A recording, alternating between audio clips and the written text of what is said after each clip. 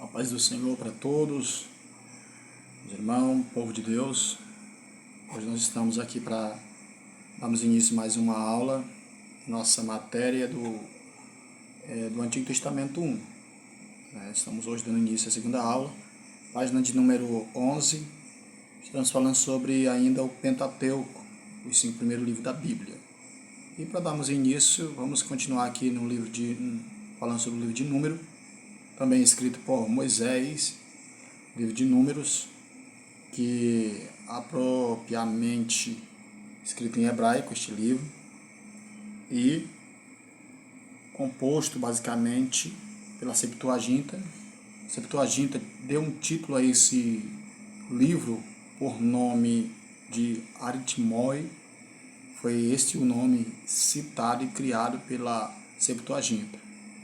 Agora a lição teológica, queridos, que nós tiramos desse livro de Números, a lição teológica que nós alcançamos e extraímos para a nossa vida aqui, é que o povo de Deus ele tem que caminhar pela fé. Ele tem que caminhar pela fé confiadamente nas promessas do Altíssimo de Deus, para poder vencer as lutas e os desertos da vida. Essa é a lição teológica que podemos extrair do livro de Números. Então o livro de Números ele vai registrar um pouco da peregrinação, os 40 anos também, do povo de Deus.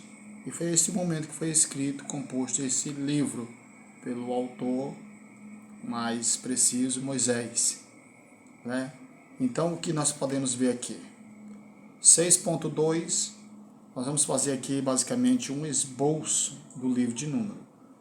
Aí que nós começamos o primeiro ponto. Aonde está o povo de Israel ao escrever o livro de Números? Primeira parte, Israel no Monte Sinai. O Monte Sinai, segundo alguns entendidos, eles vão dizer que chega a 2.015 metros de altura. É uma extensão muito prolongada. Então, se o livro de Números, fazendo um esboço dele bem rápido aqui para você ter essa compreensão, Israel está no Monte Sinai. Segundo lugar, o censo do povo. O terceiro, o censo dos sacerdotes levitas. Quarto, a lei. Quinto, as ofertas e os príncipes. E continuando, a consagração dos levitas, a Páscoa e a nuvem guia Israel a continuar marchando. E na sequência, os sacerdotes eles eram membros da tribo de Levi. Não era qualquer pessoa que era selecionado para assumir um cargo sacerdotal. Não bastava a pessoa dizer, eu sou letrado, sou estudado, eu quero pertencer a esse cargo e a essa função. Como é basicamente no dia de hoje. Naquele tempo não era assim, queridos. Então havia uma diferença muito grande. Os sacerdotes eles eram membros da tribo de Levi, reforçando aqui, que descendia da tribo que descendia de Arão e seus filhos, que era encarregado das funções sacerdotais de cuidar do tabernáculo e dos sacrifícios e ministrar no lugar santo. Não era qualquer um, quando nós estamos falando que estava naquele lugar lá para ministrar. Os restantes dos membros da tribo foram dados a Arão como auxiliar, para cuidar do tabernáculo com seus móveis e dos utensílios também. Todos os sacerdotes eram levitas, mas nem todos os levitas eram sacerdotes. Aí uma coisa importante de você observar, essa frase aqui, que todos os sacerdotes eram levitas. Adorador, trabalhava, servia ao templo, mas nem todos os levitas que trabalhavam no templo poderiam ser sacerdote. Ok? Compreendido direitinho, né? Passando aqui mais adiante, nós vamos ver, no tempo dos patriarcas, o primogênito ele gozava de privilégios excepcionais, que os demais não tinham o privilégio que o primogênito da família tinha. Então, observando essa cerimônia de passagem, esse rito de passagem, e que acontecia depois da morte do primogênito da terra do Egito, o Senhor ordenou que os primogênitos de Israel fossem santificados a ele, isto é, ao seu serviço. Agora, por motivo que se compreendemos por si mesmo. Virando aqui a nossa página, página de número 12. E nós vamos lermos aqui agora, página de número 12, 6.3, vamos falar da lei do Nazireu, que era aquela separação onde aquela pessoa era separada para serviço. Não poderia tocar em cadáver, não poderia, muito dele dependendo do voto, igual Sansão, né? João Batista. Os nazireus não podiam beber vinho, eles usavam os cabelos compridos, não lhe era permitido tocar em cadáver, nem mesmo de seus pais. Nós temos ali o exemplo de Manoá, sua esposa, que era estéril, né? Cujo aí tem o filho Sansão, né? Através da mensageiro do anjo que falou para ela que ela teria um filho. E nasceu Sansão, que não passaria navalha sobre o seu cabelo, não tocaria em cadáver. Isso era o nazireu, separado para a obra do Senhor e serviço de Deus. 6.4, vamos falar, estão falando sobre o livro de Número, do Monte Sinai a Cade. Teve o início daquela marcha, caminharam do Monte Sinai, teve o início da marcha, logo em seguida a murmuração, os 70 anciões, onde Moisés levanta através, estava muito pesado o cargo, Deus disse: Moisés, divide o cargo, o fardo, e se separou para 70. E depois, logo em seguida, teve a rebelião de Arão e Miriam. E mais adiante, um pouco, no capítulo 13 de Números, estamos falando sobre o livro de Números e desvelando ele aqui um pouquinho. Logo após a rebelião, mais à frente, as informações dos espias e a incredulidade do povo. Os espias vão olhar a terra, voltam e o povo começa a duvidar. A rebelião de Corá também, né? Coré se rebelia, capítulo 16. As leis cerimoniais. Então é muito importante notar que se tornou contagioso o espírito da murmuração do povo ali, quando aquela caminhada pelo deserto, a peregrinação, e quando o povo desceu da terra, que eles estavam ali na terra, disseram que não conseguiria vencer ela.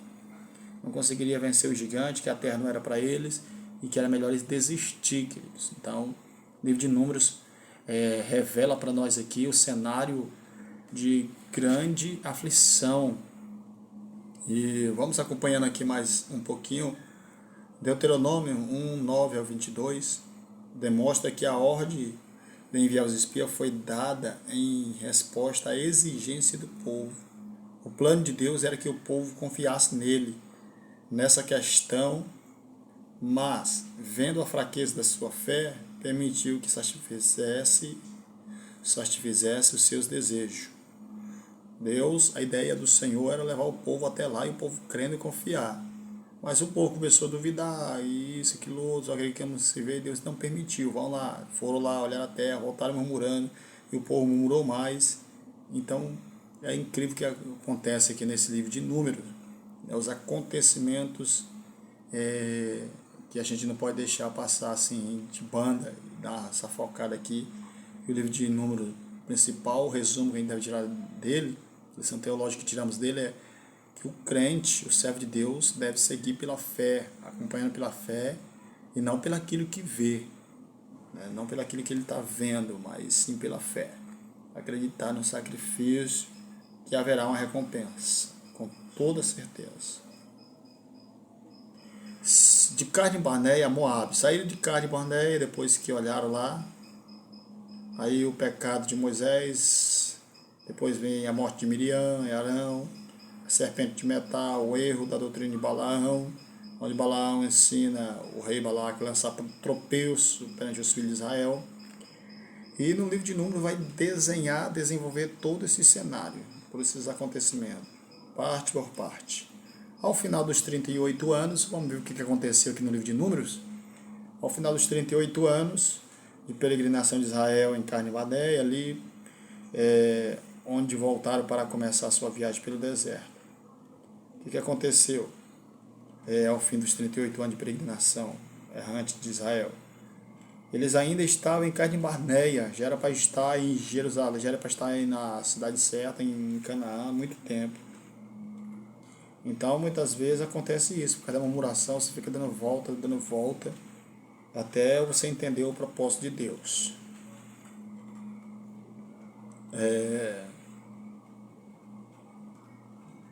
6.6, a história de Balaão. Balaão, ele segue alguns requisitos que vamos falar aqui agora. Pelo fato de ter sido um profeta, Balaão ensinou ou ensina que Deus algumas vezes revelou a sua bondade a indivíduos que não eram israelitas. Melquisedeque, Cornélio, ambos gentios, servem como exemplo. Então, Balaão, para alguns vão dizer que Balaão era um tipo de bruxo mesopotâmico. Alguns estudiosos vão dizer que ele era um tipo de bruxo mesopotâmico. E nós vamos ver lá em Apocalipse 2:14, que Balaão ensinava a jogar tropeço perante os filhos de Israel para tropeçar e cair. Certo, querido? Vamos aqui para o livro de Deuteronômio. O que é Deuteronômio? Deuteronômio, ele é bem peculiar para a gente observar. Deuteronômio, eu costumo dizer em nossos cursos teológicos, nossas aulas, Deuteronômio ele é um livro da retrospectiva e da introspectiva. É a segunda lei, como costumamos dizer. É a segunda recapitularização de tudo que foi escrito em Gênesis, Êxodo, Levítico, Número. Aí Deuteronômio, ele revê, ele refaz, ele vai relembrar, vai dar uma nova pincelada em tudo basicamente de novo. É por isso que é chamado da segunda lei, o livro de Deuteronômio. A esse tempo, o povo que ouvia Moisés não havia experimentado pessoalmente o livramento do Mar Vermelho. Muitos já tinham atravessado o Mar Vermelho, e quando os demais chegando no livro de Deuteronômio, já é um livro bem mais avançado. O que acontece? Esses que havia nascido no meio da jornada, no meio do caminho, ou então os não havia experimentado a passagem pelo meio do mar, não tinham visto. Entretanto, era preciso lembrá-los do poder de Deus e da lei de Deus. Então é por isso que Moisés ele vai escrever Deuteronômio, porque aqueles que, vamos dizer, nasceram durante o caminho, o trajeto de 40 anos, que não viram tais milagres, a abertura do Mar Vermelho, Moisés vai ter que redigir a lei, vamos colocar assim, para relembrar, ensinar aqueles a crer que Deus abre o mar, que Deus faz sair água da rocha.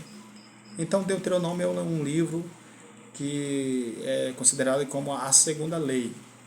Ok, queridos? Joséfo, vamos aqui acompanhar. A mensagem de Deuteronômio resume-se em 3 exortações: recordar, obedecer e cuidado. Recordar, obedecer e cuidado. O livro de Deuteronômio, podemos dizer que ele está trazendo essas 3 exortações para nós. Quais são as 3 exortações? São recordar, obedecer e cuidado. Muito cuidado, justamente. Joséfo, general e historiador judeu que vivia naquele tempo, dá alguns relatos impressionantes a terrível sofrimento dos judeus durante aquele tempo, que indica quão literalmente esses versículos se cumpriram, como por exemplo,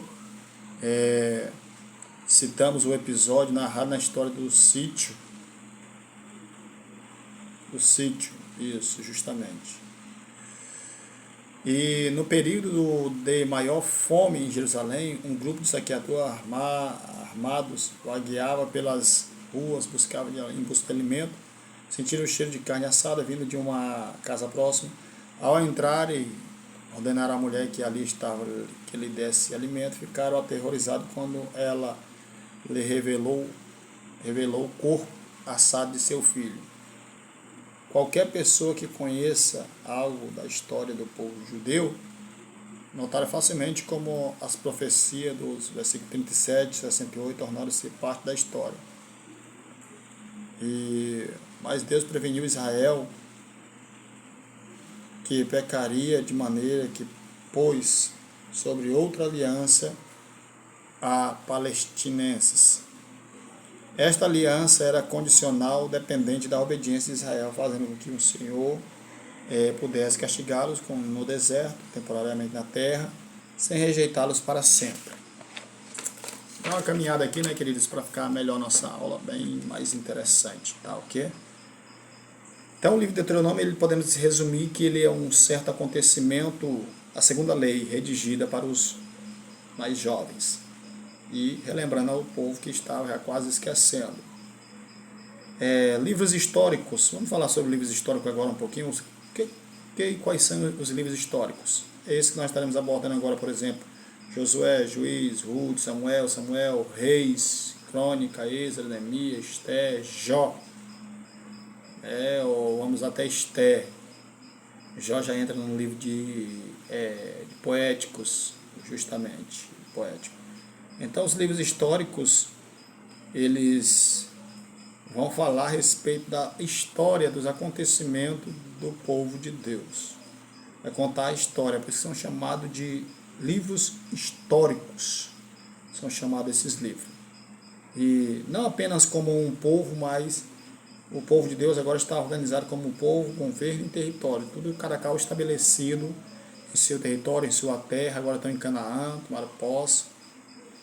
E assim agora está mais tranquilo. Josué já não está mais.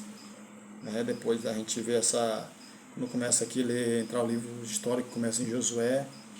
Depois de Josué já vai para Ruth. Josué, juiz, melhor dizendo. Isso, agora recordei aqui. Então, depois de Josué, o povo agora está dividido em governo, território, cada qual nas suas casas, cada qual com sua terra, e cada qual vivendo a sua vida, não era mais aquela vida de escravidão como eles viviam no Egito. E a biografia de Josué, é evidente que Josué nasceu no Egito, e cujo seu nome significa Jeová é a salvação. Josué, nós entendemos, e o comentarista até mesmo aqui nos ajuda a entender, que Josué, ele possivelmente que ele tenha servido o exército de Faraó.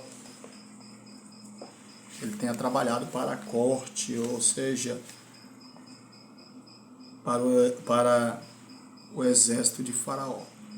Isso é importante observar, viu? Acredita-se que tenha servido no exército de Faraó.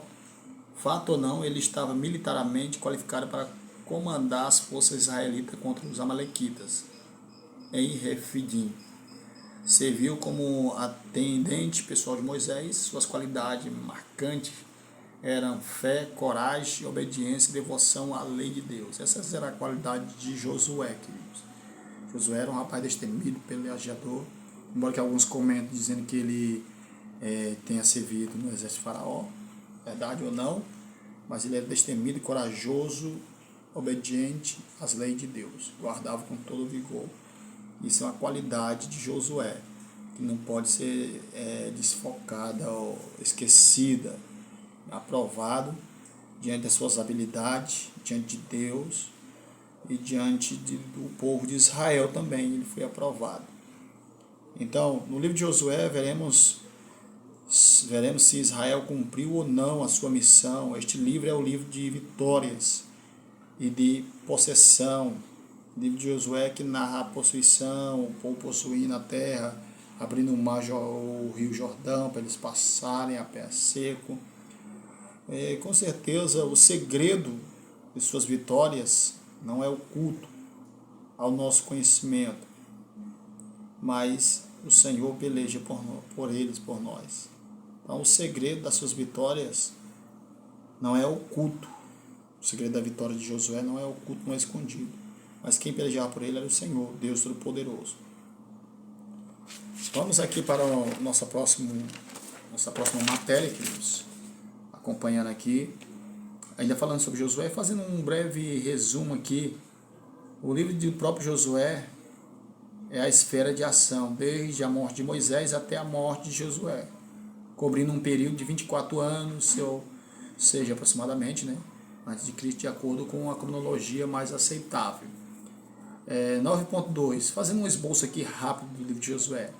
Letra A, a entrada da terra, a subjugação, a terra dividida, e a terra, a despedida de Josué. Então nós podemos fazer um esboço aqui, rápida introdução do livro de Josué. Vai ser dividido pela entrada na terra, Canaã, A terra subjugada vence, luta, peleja. A terra dividida, divide a terra para cada um dos filhos de Israel. E a despedida de Josué, a sua morte. Essa aqui é a primeira introdução, o esboço do livro de Josué. A entrada da terra, o engano, a comissão de Josué, Raabe, os espias, a passagem pelo Jordão, os 2 memoriais, a primeira Páscoa em Canaã. Quantas terras deveria Israel possuir?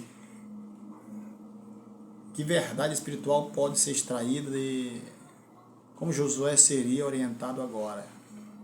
A terra subjugada, a conquista de Jericó. Responda aqui na nossa apostila 9.5, acima do 9.5, nós temos aqui, queridos, você que acompanha nós aí com sua apostila, responda as perguntas a seguir. O que a tomada de Jericó nos ensina acerca dos caminhos de Deus? Que a demonstração foi dada a Israel? Que maldição foi proferida nesse tempo? Sobre quem caiu? A quais personagens do Novo Testamento podemos comparar a Cã? Que pessoas foram castigadas pelo pecado de um homem? Qual foi a raiz do pecado de Acã? Qual foi o símbolo da autoridade de Moisés? Qual foi o símbolo da autoridade de Josué? Umas perguntas aqui muito importantes para você ler e vale a pena você observar e acompanhar isso aí na sua casa. Esses pontos aqui da vida de Josué, de Acã, os acontecimentos, a diferença de Josué para Moisés. Qual foi o símbolo da autoridade de Moisés? O cajado. Qual foi o símbolo da autoridade de Josué, então? Espada. Você aí pode dar uma olhada, pesquisar a oração, a palavra. Você que vai ajudar a entender aqui, segundo a pesquisa, o livro de Êxodo 10, 13. A despedida de Josué. Josué encarrega os anciões de Israel, a previsão de Josué, a obrigação que o povo tomou, o que Josué fez com o povo. Ok. Vamos entrar agora no livro de Juízes. Josué é chamado um livro da vitória, enquanto Juiz chama o livro do fracasso. Por quê? Porque o livro dos Juízes, ele relata o tempo dos juízes, tipo Sansão, Baraque, Jefté, quem mais? Débora, essas juízes e juízas que predominaram. Como não existia um rei na época para governar na totalidade, então se fez preciso levantar alguém, sempre Deus levantava alguém, quando o povo estava perturbado, levado em cativo, estava oprimido, Deus estava debaixo da servidão das outras nações. Então quando eles clamavam, Deus vinha ao seu encontro, levantava um juiz, levantou Jefté, levantou Sansão, levantou Débora, quem mais? Eude, e muitos outros, que foram levantados como juízes. E o povo, sempre que era levado em cativeiro, passava 40 anos, 70 anos, 300 anos, vamos dizer nesse termo, todas as vezes que eles estavam subjugados, os inimigos, eles clamavam a Deus, Deus levantava um líder, Sansão, Gideão, todos esses aí para direcionar o povo para poder sair debaixo do jugo dos seus escravos.